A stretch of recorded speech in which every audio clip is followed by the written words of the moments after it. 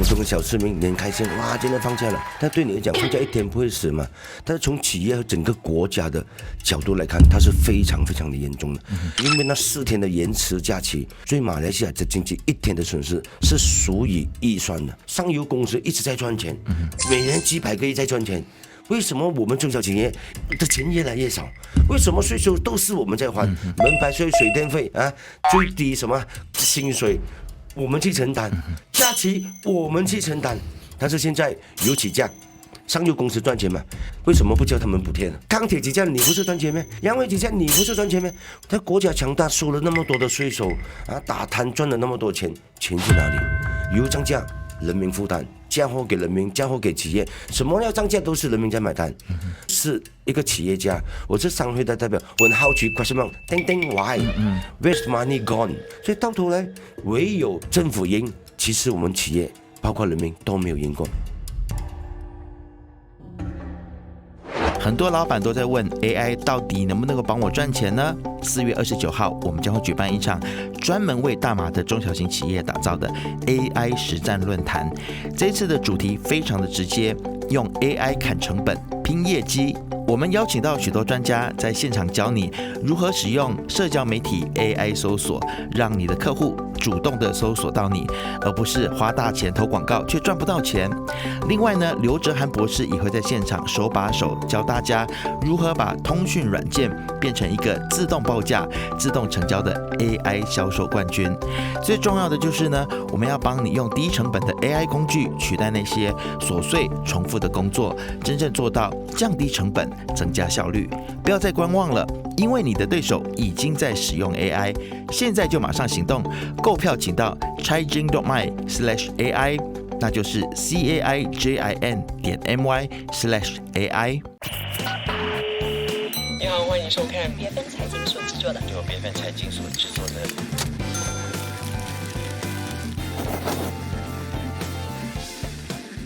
这个时候你在收看以及收听的是由 BFM 财经所制作的开门见山。Hello， 你好，我是能杰，记得要订阅、按赞以及开启小铃铛。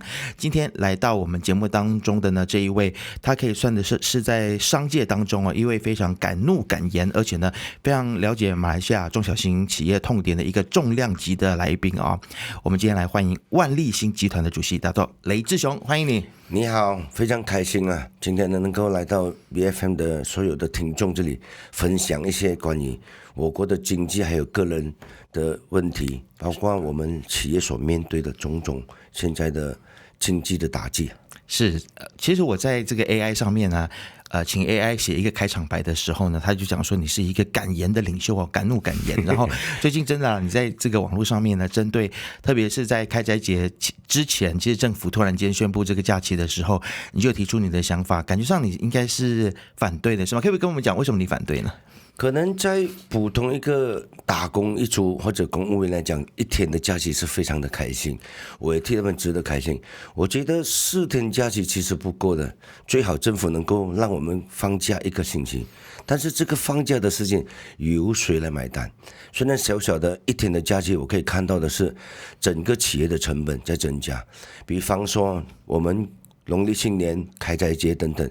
政府过去很多次的突然的宣布啊，说比方我们一个公司如果有500个员工，或者是那便利店有2000个员工，那1天的假期如果平均的工资是100块，但是他们不能关店，医药、医院、公共服务等等，他们都不能关店。但是政府的宣布假期就是全民一起放假。你要不给他们放假，你给他放假，你就亏损每个员工100块。如果你有500个人或者1000个人，你1天就不见了10万块。对，如果是你只是普通的小市民，你很开心，哇，今天放假了。但对你来讲，放假1天不会死嘛？但是从企业和整个国家的角度来看，它是非常非常的严重的。比方说，我原本星期4安排回来在中国新疆旅游，星期4回来，星期5是要做工的，要安排东西的，那很多货是要进柜的，要去码头安排进柜，然后运输到去外国。政府的突然放假，星期5到星期1，4天的假期，星期五全部人没有做工，政府部门全部关掉，然后我们要申请任何的准证不可以，因为那4天的延迟假期，他们把我们的订单转去泰国，转去亚洲国家，包括越南或者是印尼等等。这样说，对马来西亚的经济1天的损失是属于预算的。OK， 我觉得4天是不够的，我很开心的。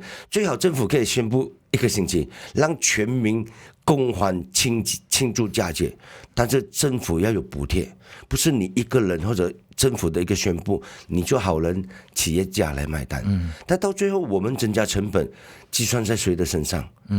消费人的身上。是，但其实我这样子听起来的话，你不完全是反对放假，但是政府一定要有配套措施，比如说他要津贴，而且不要临时的决定，就是太突然的决定，一下子讲，就好像现在的原油那个补贴，300公升，突然4月1号只有几天的时间，你就讲4月1号开始这个补贴这个降到200公升。所以很多人都适应不到了。对，就是很多这种临时性的这种政策。我觉得假期应该是在至少6个月。OK， 比方说现在是4月，你今年的10月有什么大假期了？政府要给多1天的假期，你要提早给人民准备。无论是企业也好，个人也好，我们有个人的规划，去安排自己下来的时间，包括企业。OK， 所以现在感觉上政府很像在施政的步伐上面是比较缺乏规划的，没有去体谅人民的这个适应感。老板讲这个开斋节，可能我们看下来我们的订单会很多，可能开斋节期间我们要有些人要留下来做工，但你让员工有提早去安排，那开斋节过后你们可以补假。因为其实开斋节本来是2天嘛，但是因为这次遇到了礼拜6、礼拜天，我觉得所以可能政府多给1天。我们的政府很爽的，那马来西亚人的假期已经够多了，然后都会在拜5、拜6，那习惯性的拜5、拜6加一个拜1，要不然是拜1礼拜拜1加一个拜2。我觉得人民政府是没有损失了，但是损失的是人民，包括塞车、浪费时间。对你对于这种突发性的宣布不只是假期啦，还有你刚才有提到的其他的政策，你自己有没有亲身经历过什么？就因为临时性的假期而为公司带来更多的负担，或者甚至亏损呢？我们比方说，我们的工程已经很赶工了，突然的4天假期，然后搞到我4天假期，如果你叫他做工，至少要2工，然后包括这个补水就要3倍的工资，就是超过8个小时过后是给3倍的工资。然后你看，如果1个人100块，10个人1000块 ，100个人1万块，1000个人10万块。但是如果给他休息，我不见10万，今天不做我休息10万块不见了。但保险水电租金是照跑的，对吧？但如果我要他赶工，叫他回来做工，他要2倍。现在的人，你知道，现在年轻人2倍不是钱的问题。3倍我考虑要不要做，2倍我也不想做，我宁愿休息，回家把那赶风。因为政府讲的这个是假期，为什么老板不给我休息？他还埋怨老板。然后如果做工，我们每一天如果1000个员工，无端端你要给20万或者30万的额外工资，只是一家公司我没有说全马来西亚到底有多少的中小型企业，所以这个影响是几十个亿的损失。但这几十个亿，政府一句话假期，完全不用负上任何的责任。你看，我们讲了，报纸登了，然后我的这个话讲出来过后，很多的这些会长商会的代表都出来发声，会对我们影响很大。但是我们看政府怎么不睬你，不理你，他想怎么样就怎么样。但是在这个过程当中，其实我有看到有一些商会是支持首相的决定的。应该是没有，几乎是零。几乎是零我看到有一个商会是有出来，其实政府在这一段时间里面，自从团结政府上台之后，你觉得马来西亚的中小型企业有被照顾到吗？完全没有，完全没有，完全没有。所以过去我们做生意都很辛苦了，然后尤其是疫情过后，大家慢慢在复兴这个经济。人民以前赚的钱，现在是把所有赚的钱已经补贴在自己企业上，包括我自己，我们亏了几千万，拿自己的银行的存款贴在公司上面，然后包括让员工能够继续做工，为经济贡献。但是到最后我看到的是，政府砍掉所有的津贴，柴油的津贴。然后我们已经一轮的打击已经够辛苦了。第二，等一下门牌税要涨，水电要涨，油要涨，啊，就已经涨了。我们第二轮的辛苦了。现在第三轮他讲，这是国际涨价，这是中东的战争。然后我们是马来西亚出产油的国家，政府一直讲我们招商几千个亿，我们的 GDP 提升了多少个 %？啊，我们的门牌税油省了多少钱？打贪官啊，赚了多少百个亿？但是你看看政府出来讲补贴我们企业家吗？没有。但是今天这个整个经济的打击，包括这个涨价、通膨的影响，将会大大影响全国人民未来2-3年的生活。为什么呢？所有百物涨价、通膨呢，都会影响到我们每天的食用的食品、用品、百物。包括我们购买的所有的这个什么产业等等，都会至少会提升20%到30%。大东，你要不要也讲一讲关于电子发票？因为其实政府对于电子发票这个执行是，虽然也有反反复复。但是，其实你可不可以跟我们分享，其实中小型企业在面对电子发票，再加上我们看到，包括了像最低薪金制啦，然后还有我们的这个外籍劳工必须要缴纳 EPF 哦，这所有的政策一次性的这样子推行的时候，对中小型企业带来这样的负担？我觉得我们中小型企业比较中型的，可能有几十个员工、几百个员工。然后他们还有人员能够去帮助，那最大的族群中小型企业都在30人以下或者20人以下，还是一个员工做2份工作的，这 account 兼顾budgeting，budgeting 兼顾这个仓库管理，他们都是那种重复几个身份在做工。这些中小型企业，如果你突然讲这个什么EBF 雇主要给，这个外劳要给，但是还有这个 e-invoice 我坦白讲没有问题的，是很好的，然后都是把它数据化，听起来好像很对哦，那其实就是增加，避免你们逃税。政府要把中小型企业所有的税收数据化，能够掌控政府更大的这个税收的收入，对不对？简单来说，对我人民有什么好处？一点都没有。但是我们就政府避免了人民逃税，包括中小型啊、小店啊、小杂货店啊、小药材铺，他们没有义务，不能用手开单，这很多单都流失掉，没有报到账。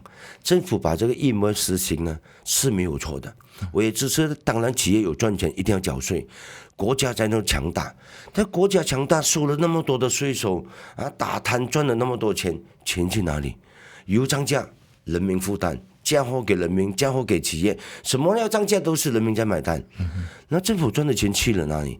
所以我是一个企业家，我是商会的代表，问 how to question mark， 叮叮 why，where's money gone？OK， 但是如果你讲e-invoice这些所有的举动都是为政府带来可观的收入，包括避免人民逃税，但是一次过的短时间的全部要执行。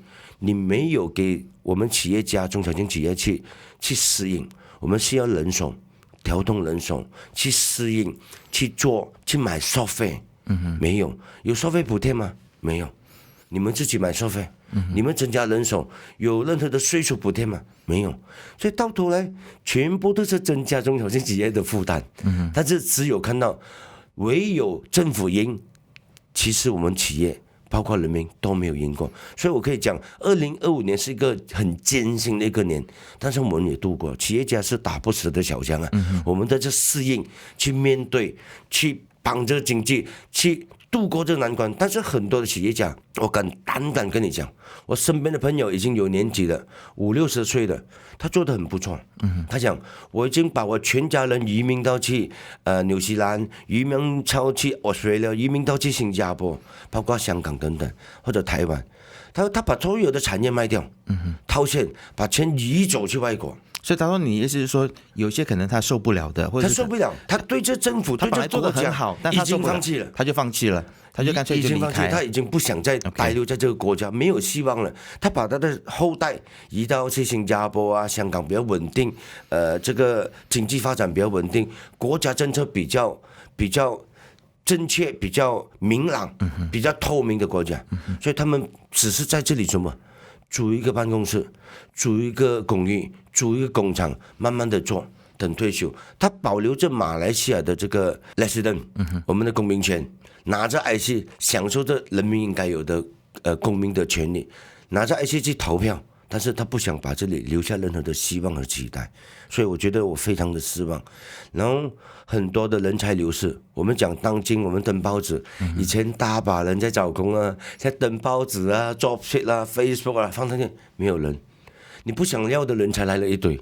你想要人才，结果没有，尤其你要聘请华人，他都给那些中国公司、香港公司、新加坡公司聘请走了，而且我自己的公司都有这感觉，因为这个汇率的关系，然后包括这个欧美国家啦，包括新加坡啊、邻国，最近的就是新加坡，所以我有2个员工已经跑去新加坡打工了，然后我也祝福他们，因为年轻嘛，我想出去走走，然后如果可以的话。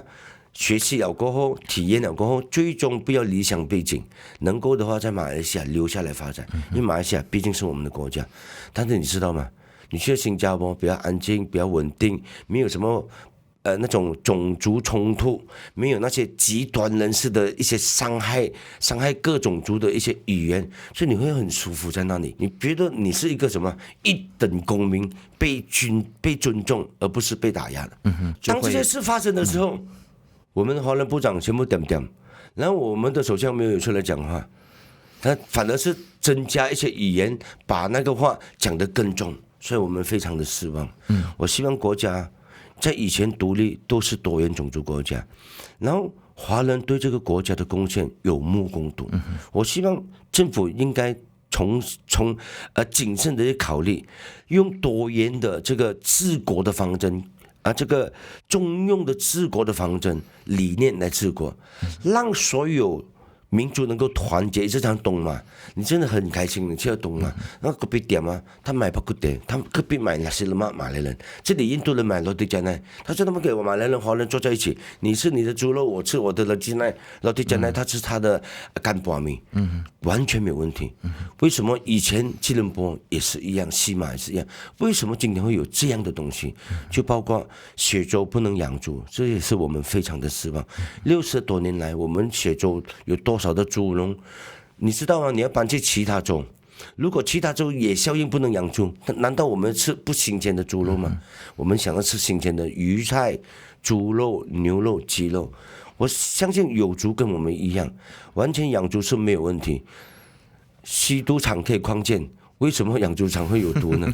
所以我希望政府真的慎重考虑，要不然下一届他没有机会做政府。是，好，大豆讲一讲你现在你企业的近况吧，因为现在我们看到说中东的局势嘛，然后国际油价波动，那我相信你的产业应该感受很深刻，对不对？很惨。所以因为在之前的2次的这个波动啊，涨油啊、砍津贴啊，还有这个洋灰起价，那时候的运输起价、洋灰起价呢，有1-2个运输工会出来讲他没有涨价。我在这里在跟这些运输公司老板讲，我在这里挑战你们，如果哪一个运输公司跟我讲没有涨价的，叫他开圆桌会议，我开着 live 跟他打赌，我把所有马来西亚的运输判给他做。sub 给他做，他讲没有涨价，他们是变相起价。我们再去这个东海岸，包括罗佛州的铁，每1吨铁涨了30块马币，全部都涨价，逾越涨价，而且这个重量全部减了是1倍到2倍，所以减了1倍到2倍，就讲明明1个罗里载得完的，可能他们以前有超重，但你要调整那个重量，可能是你。50吨的不可以，可能你调整到30吨，OK？ 你现在一起来降到20吨，这样他50吨要用2次半的罗里来载，他全部都在涨价。哪一个运输公司讲没有涨价了，叫他来，我跟他开来对峙，包括交通部长，到现在都没有这个胆量要面对这个问题。OK， 你讲人命关天，现在今天到今天，我们的交通部长已经实行了，中到最大打击不是大罗里，不是大运输公司，马来西亚最多罗里是那种小罗里，1吨3吨的罗里。超载怎么样叫超载？1吨你看用眼睛看1吨啊，你怎么样去称它是1吨？他刚刚超了1.1吨，他也不懂。普通人都是招载的，他也不理的。但是警察讲你这个超重了，要拿回去JPJ称过，然后如果超载的话，你的罗里要扣留，你怎么样？我没有，我估计是800、900公斤罢了。你现在要给罚款，OK， 可能要坐牢，要罚款1万块、2万块，说你现在要什么 set 的罚款咯，要不然喝咖啡要不要？以前咖啡很便宜，50块、100块，现在咖啡500、1000了。所以你看，你助长了很多的贪污问题，你没有阻止贪污的问题。这个就是问题，因为现在如果贪污的问题没有解决，然后我们又有更多的规定的话，但是那就助长贪污。你说，因为超载导致很多车祸，死亡人数到今天陆兆福有公开吗？到底死亡人数有减少吗？没有，我可以打包单，没有。这样多年来，他都不会有，他也不会不见掉，也不会没有人犯法。OK， 你看走私犯法吗？带毒品犯法吗？还是有。为什么？因为贪污问题永远没有解决。对，是你要打压贪污，打压毒品，打压超载，对我支持，但是你有没有这个心情做得好？是，打到你其实最近又在报章上面有发表关于这个大马的五金、洋灰、钢铁等等的建材价格一直居高不下那这些本地的建筑业装修业，可以想象大家影响应该是蛮大的。打个比如某某油公司，每一年赚几百个亿，它是上游公司，OK， 就是上游在上面的 ，OK， 这上游公司里面跟我们的政府有什么关系？我不懂。很多人讲他们是阿邦阿爹朋党公司 ，OK， 洋灰某某洋灰公司突然可以涨价，每一个 meter cube 的这个混水泥，就是我们的 concrete， 涨价到70块、80块。你知道我们人工加机器去做这混水泥的工程呢，30多块到40块。你涨价70块到80块，我们还没有做就亏了一倍，这对我们公平吗？不公平，不公平。洋灰砂石是谁控制的？政府控制的，政府没有补贴，没有控制这些价钱，上游公司就是第一来上游的公司，它涨价就突然涨价了，然后下面的人你会涨价80块吗？我用150块买不到混水泥，我的工程停工了。我要用150块，还要靠关系。兄弟帮忙可以吗？我现在要200个米的给我这个礼拜要完成我的 concrete， 我的高冰，因为我的其他工程要跑。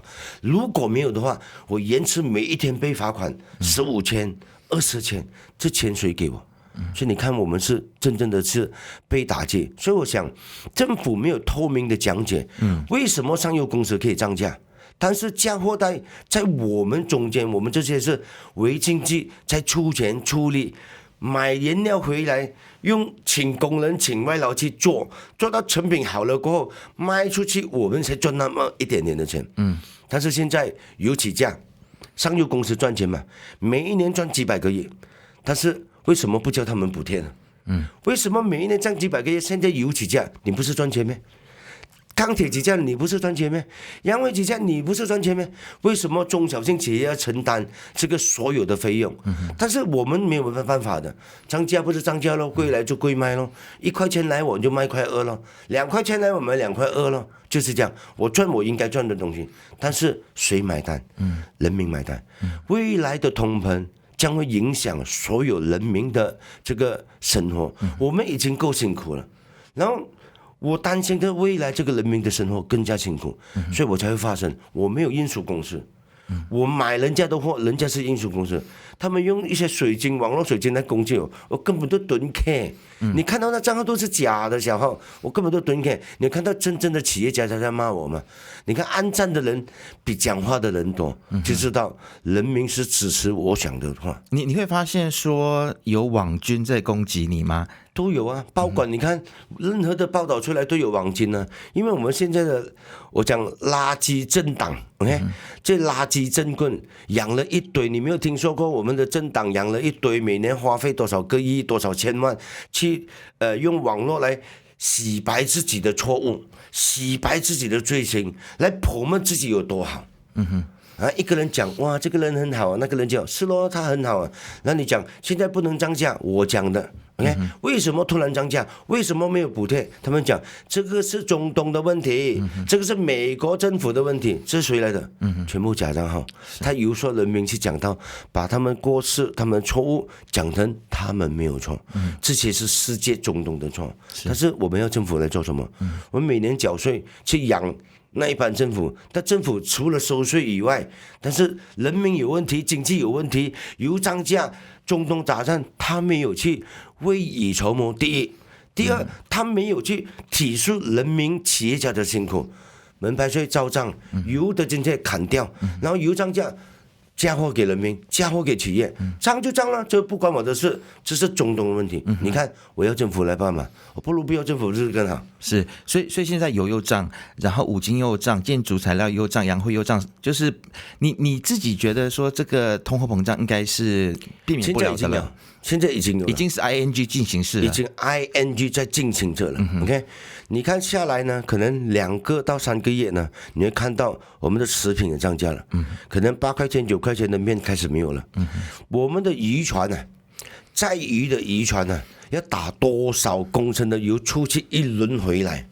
然后包括渔船在海上运输跑动，到渔船上岸。到卖鱼的人把这个运输运到去柔货，运到去这个槟城等等，这些运输的成本增高，你讲那个鱼会同样价钱吗？是，可能。那其实达到如果是通货膨胀的话，人民的荷包的钱没有变多，对于企业的影响又是什么呢？现在我目前看到的是我们的一些会员，包括一些企业家，他们有些已经赚到钱了，还 OK 的了。OK， 他投资了这个行业，投资了这个什么运输行业2-3年罢了，刚刚开始的，关掉，不要做。然后我的发展商呢，单实力啊，他都实力很多，大大小小的发展商，他想你冇搞笑哦 ，handbrake， 把所有的工程拖长了，哪么？因为我自己的，我是老板，我拖长它拖慢了，因为建材太贵了。我现在卖了的房子100万，现在我要用120万的成本来建，我还要建吗？亏钱啊，亏钱的生意谁要做？对，我现在拿了工程签了合同要做到今年的11月。那现在concrete涨了多少？40%，然后我的铁又涨了20多%，然后运输现在涨40%，油气、aluminium 全部都涨。我的整个 material 占了我们的公司我们的成本运输可能15%，我们的工人的工资20多%，我们本钱成本大概50到60%。你问10个100个做建筑他们都懂了，60% 涨一个40% 是多少？我们可以赚这样多吗？60-24你可以赚24%吗？一个%，我现在赚6%都难。所以我要贴24%，就是讲我还没有做，我要亏16到18%。现在，现实施的跟你讲，我现在的保价全部要亏10多个%，然后现在要签的合同，你敢签吗？OK， 好，那大豆怎么办呢？你希望政府可以怎么样？所以我们可以做的就是跟我们的客户谈，不能寄望政府，只能够自己想办法。你也不能去告政府，但是你告政府是不可能赢的，但是你可以告部长无能。你告某某人政党无能，你告个人可以，但是你不可以告政府，从来没有人告政府，也不可能赢。但告那个人要他退休，因为他没有头脑，因为他没有执行力，他也不能够治国，你可以告他，但是赢不赢我不懂。但我想讲的，很多的企业开始都已经失望了。我讲很多我们马来西亚的中小企业开始关掉公司，然后把公司移去新加坡，移去泰国，移去印尼，这个是真实在的。然后包括注册公司在外国，本地还是经常还是平常的运作。为什么呢？他把他自己的 profit 和钱呢移到去外国去，他不要放在马来西亚。他觉得马来西亚没有希望，因为马来西亚只会对企业榨干榨净。反正外国来投资啊，我们吸引外资很多啊，几千个亿。但是我跟你讲啊，他们不懂什么叫吸引外资。比如讲，我是某某韩国公司来马来西亚投资，今年1000个亿，OK，1000个亿我来，第一个500个亿我要买土地，我跟政府讲，政府我要买你的土地500个亿，但市价现在40块，我不要跟市价买，我要跟政府买，政府卖我多少钱？可能政府通过中介人。政府卖很便宜了，我不懂啊，可能4-5块钱，但通过中介人也是便宜了，卖10多20块，他买了20块的土地回来，500个亿，然后他回去他的国家，跟他的企业讲，那中小型企业，你来马来西亚买40块，我现在补贴你5块，你买35块罢了。那你现在来设厂，我帮你申请种种的，因为什么？政府协助他是一个大企业过来投资，他投资1000个亿。他又赚了一笔钱，10多块1方尺的土地，拉拢了一大堆的他国家的中小企业来这里，然后来这里谁要建厂，经过我的公司，我帮你处理。但是买原料经过我的公司，你看啊，所有钱去了哪里？所有的 margin profit 去了我这里，然后我赚的钱去了哪里？带回去我的国家，因为我是韩国公司。你看口头上的1000个亿，朋党中介人赚了一点点，然后真实在马来西亚的企业家赚到吗？我讲斥资几千个亿啊！你看见了吗？多大楼嘛，高楼林立，一直在建。有多少栋是中国建的 TRX 啊，中国啦这个118 Merdeka 这个是韩国啦等等，有本地公司建吗？没有。你们本地公司有做到，我没有做到。以前 KLCC 最少几百个本地公司，我做门啦，你做窗啦，我做一点点，你做一点点不做谁呀？整个政府的这个政府部门在建的时候，本地人都有的做。现在的是铁哪里来的？中国来的。公司哪里来的？中国来的。工人哪里来的？中国来的。反而这些外资进来马来西亚，对本地一点好处都没有，而且还跟本地的企业来竞争。只有政府，你看我们的政府很得空啊，我们的部长每天去中国，你为了什么？去卖地。他们的朋友听说发梦的时候，周更跟我讲他们的朋友买了很多地那些州政府啦、官员他们的朋友、兄弟姐妹司机买了很多地，然后去中国招商是卖地给那边的人。谁赚钱？是好，大道，其实你一定也有看到关于这个 corporate mafia 的新闻那大家都说这个只是跟上市公司有关系。你觉得其实类似这样子的事情，在中小型企业这种企业黑手党，我觉得手有没有伸到中小型企业里面？我觉得这个是一个天大的笑话。我们一个在打贪污的部门的高级官员，他甚至拥有的超过1000万的这个股份，就已经证明了这个人不廉洁。然后我们的首相反而会出声去支持这个人，到底背后有什么什么这个企业的这个mafia 不用做，全世界的人都看得懂，懂的人都懂不用画公仔不使画出墙。但是当今最急要的是让一个清廉的官员替代他，立刻终止他的官职，才能够让国际对马来西亚政府的信心再回流。所以整个国际觉得马来西亚，哇，你们是欺骗人民你们打贪污的部门都可以贪污是吗？是不是这样？他讲我们没有贪污，在调查什么？调查给时间制造更多的证据吗？我不懂。我觉得目前看到的很简单一句话，你是个公务人员，无论你头脑很厉害，你有意志的这个什么这个功能，你也不可能在短时间之内，在你当官这一段时间之内，可以拥有过千万的这个股票。我讲的是过千万股票其中还有海外的，包括他现在家里有的。就好像我们的前首相在家里收入他的员工秘书收入100多个亿在家里面，难道其他家没有吗？到底是谁刚有那钞票，刚好去哪里100多个亿也不懂。所以很多所谓的贪污问题呢，是影响整个国家的形象。如果没有打压，我们政府一直讲打压贪污，安华一直讲我们要廉政要昌明，到今天谁被抓了？那个钱被抓到，我们不要认我们不要 argue 啊，然后就不了了之。这样我们要反贪污机来做什么？好，那大豆，这样看起来，我们的企业未来的前途一片暗淡哦。但是我们在节目最后可能还是要给大家一些希望。大豆，你觉得如果现在还想要继续坚持的这些企业可以怎么做？我觉得我们是中小型企业还是要靠自己，因为马来西亚整个这个人力资源供应是最大的是中小型企业，包括我们的整个国家的 GDP 的这个 contributor 就是来自中小型企业。很多上市公司讲赚了几百个亿，他们给税都少过中小型企业。OK， 他们给，因为他们是上市公司嘛，拍了这个什么这个红股啦等等啊，剩下的也不多，那可能就是给一个几万块、10几20万的税就搞定了。那公司是赚钱，但是没有给税的。最大的税收的投入是中小型企业，然后最大的人力资源供应也是中小型企业。我觉得政府的经济来源主要都是来自中小型企业，但是中小型企业都是一直被忽略的一群。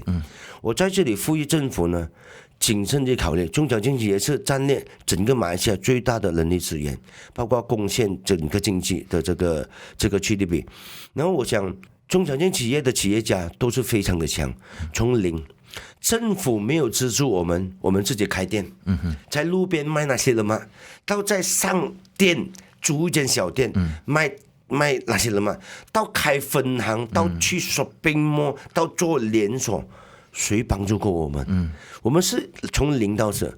我们出来干企业的时候，一张破鞋就做到新店。然后今天中小型企业所赚的钱，某某人的企业做好了，某某运输做好了，你们要上市30% 的这个什么拐杖撑着，一定要给土著。然后你们这个运输公司 MCO 的时候赚大钱，然后你们要50% 卖给土著，我不如关掉它。这我为什么要做？这拐杖政策应该要废除掉，反而应该是支持马来西亚3大民族共创公司，就像马来人、华人、印度人或者嘎达山一般，共创公司政府有1年的免税或者补贴，这样未来更多的华人乐意的跟马来人、土著一起共创公司，这才是上策。但是我们的政府几乎就是担心人民太团结，人民不团结，你们一直在吵啊！你们马来人不好啊，你们华人不好啊，华人抢马来人钱，马来人不用做工啊，就抢我们华人的经济的分，我们的蛋糕，我们的乳酪。但是不是的，我们一定要团结。中小型企业应该是互利互惠，不要干掉对手，反而要联手。联手不是对付政府，我们从来没有对付政府。以商会的角度来讲，以企业家来讲，我跟政府对着干，对我一点好处都没有。但是政府真是有问题，没有人出声。政府部长做错了，没有人出声。他们要讲过了，讲通过了，讲涨了。没有人反对，所以这个反对浪潮不可以没有。所以今天我们中小企业应该要携手反对政府。如果通过 social media 不可以的话，我们就写以前的 but say 1 2 3 4 5，然后我们反对政府，就是政府的政策不良，政府政策不对。我们不是因为反而反，我们希望政府看到人民才是老板，但人民辛苦。反而政府没有辛苦，上游公司一直在赚钱，每年几百个亿在赚钱。为什么我们中小企业的钱越来越少？为什么税收都是我们在还？门牌税、水电费啊，最低什么薪水我们去承担，假期我们去承担，不对的。但是中小企业，我的建议很简单，我们是打不死的蟑螂。无论面对什么样的政策，我们都可以缓过来。我们都可以面对所有的一些冲击啦、打击。但是我想讲的一句话，无论经济跌到任何的谷底 ，OK， 就是讲经济跌到最后，它一定会什么反弹。反弹之后你要抓紧这个机会，你要做第一批反弹的人，做好准备。如果中东战争过后，可能6个月过后会停战。或者2个月过后停战，然后经济慢慢缓慢，用6个月缓慢，我们要争取这个时间，怎么样反弹？下一轮的经济我们要做什么？然后如果对马来西亚政策没有兴趣、没有信心，我建议大家不用担心的。马来西亚包括邻国都是自由贸易国，你们可以把你的 warehouse、你的办公室搬去泰国，搬去新加坡，搬去香港，搬去上海，然后你可以注册一个公司在那边，可能那边人才更便宜，更努力，可能那边政府不会打压你，反而 welcome please welcome free tax，就好像我们政府就 free tax 给外来的人，但是外来的人是赚取我们的这个外汇，然后拿去他们的国家，包括外来马来西亚，你叫他买电话不要，买衣服不要，买车不要，他赚的钱去哪里？每个月寄回去国家。马来西亚有几百万的外劳，现在最低薪金政策不是给本地人，我觉得反而是给外劳。因为怎么样讲呢？本地人在吉隆坡了，少过3000有人要干嘛？不可能。是，所以最低薪金1700块是给谁的？都是给外劳。谁要去承担？便利店、工厂、大型的工厂，他们有几千个员工了。他们讲，政府讲一个起300块，他们几千个员工，他每个月突然都不见了几十万。你讲一天休息，他突然一天都不见了几十万。所以我讲，政府真的没有去体恤人民中小型企业。所以我希望政府能够慎重的考虑，怎么样帮助协助企业家度过这次的经济难关。是，然后也希望我们中小企业能够站起来，站稳稳。如果政策不明朗，政策不公平的话，不用怕的，把公司移去外国，用外国的公司再回来马来西亚投资，他们是叫你welcome的，因为我们的政府讲，我们吸引外资来 free tax 5年加5年。既然你不知道，既然欢迎外资，就把自己变成外资是吗？欢迎外资，你就把你自己变成外资，是，或者你去外国跟外资合作，对，再投资回来马来西亚。是。好，今天非常谢谢叨叨雷志雄来到节目当中啊，来为中小型企业发声。但是我觉得一个人的声音、2个人声音都是不够的啊。对，中小型企业呢必须要团结，要合作，然后遇到不公平的事情，真的大家就要勇于发声。未来也要合并。对，就合并起来去购买产业，跟那些大企业 bargain，要合作。对，好，再次谢谢叨叨雷志雄。如果对于叨叨今天的分享有什么样子的看法呢？也欢迎大家都可以在下面留言哦。记得要订阅、按赞、开启小铃铛。我们下次见。你好，欢迎收看BFM财经所制作的。由BFM财经所制作的。